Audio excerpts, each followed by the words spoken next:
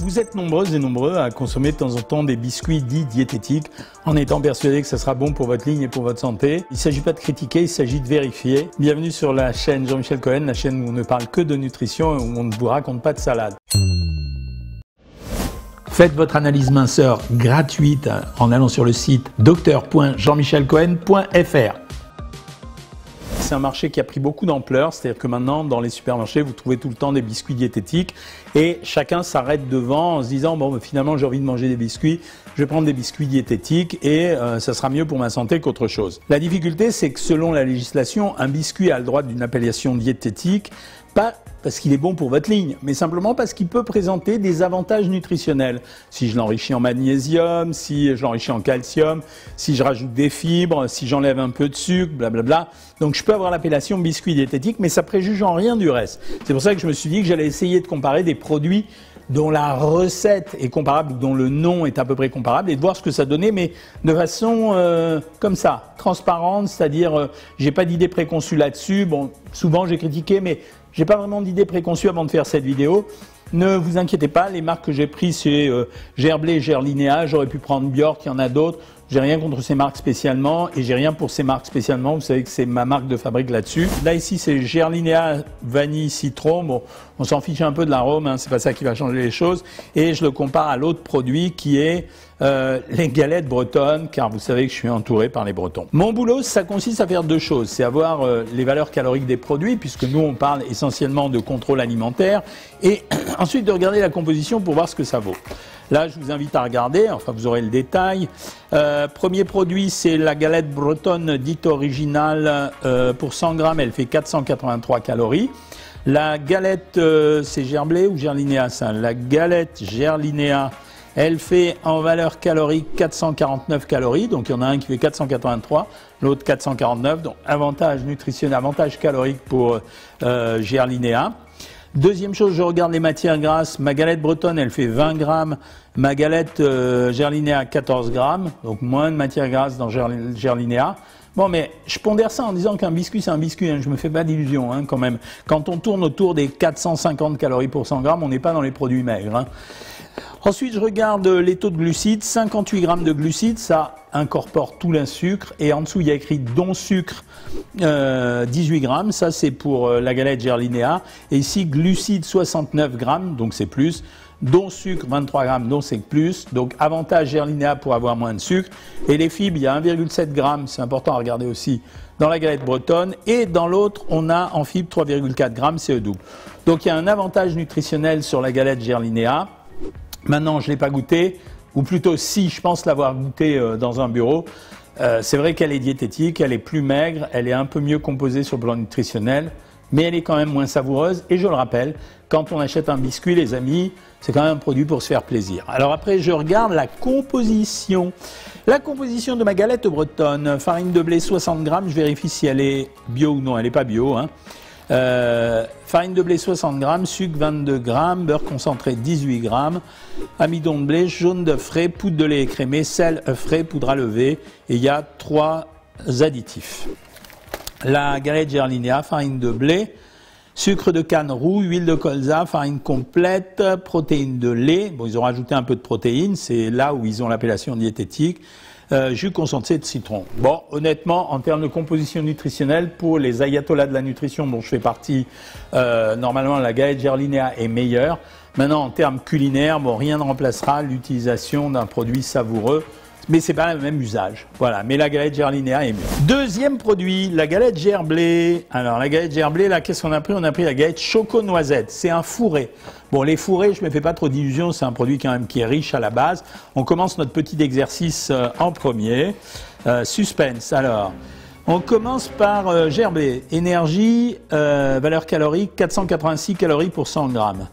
Et l'autre fait 492 calories. Kiff kiff. Matière grasse 23 grammes chez Gerblé, matière grasse 23 grammes chez Leclerc, qui est bio au passage, hein. Oui, c'est bio. Glucides dont sucre 63 grammes, dont 35 grammes de sucre chez Leclerc. Glucides 60 grammes, dont 33 grammes de sucre chez Gerblé. Franchement, la différence, elle est nulle. Fibres alimentaires 3,5 grammes chez Leclerc. Fibres alimentaires 4,8 grammes. Franchement, aucun intérêt d'acheter la galette gerblée. Celle-là est nutritionnellement quasiment équivalente. Donc, en quoi c'est diététique? Rien. Alors, ils mettent vitalité au germe de blé. Bon, ok, germe de blé, il n'y a qu'un peu de fibres. Et magnésium. Donc, ça veut dire qu'ils auraient rajouté du magnésium. On va chercher dans les ingrédients. Waouh, il y a un paquet d'ingrédients. Farine de blé, huile végétale, cacao maigre en poudre, germe de blé, œufs, noisettes, paillettes de chocolat, matière grasse de lait, émulsifiant, arôme naturel de vanille, amidon de blé, dextrine de blé, beurre de cacao, magnésium. Voilà. Donc elle a eu l'appellation produit diététique parce qu'ils ont rajouté un peu de magnésium. Franchement, comme il y en a dans beaucoup d'aliments, ça donne aucun avantage. Donc histoire, ils ont varié la gamme. Là, ce produit n'apporte rien par rapport aux produits de chez Leclerc, ni nutritionnellement, ni en termes de composition des ingrédients. Bon, voilà. Nous avons donc les gerblés biscuits chocolat noir en comparaison avec, on est toujours chez Leclerc, les petits déj. Bon, c'est du biscuit chocolat, quoi. Alors, on recommence, petit exercice, on le fait dans le même sens, si vous êtes d'accord. Valeur calorique de chez Leclerc. 494 calories pour 100 grammes. Chez Gerblé, 494 calories pour 100 grammes. Zéro avantage. Donc, si vous cherchez ça pour maigrir, c'est pas réussi.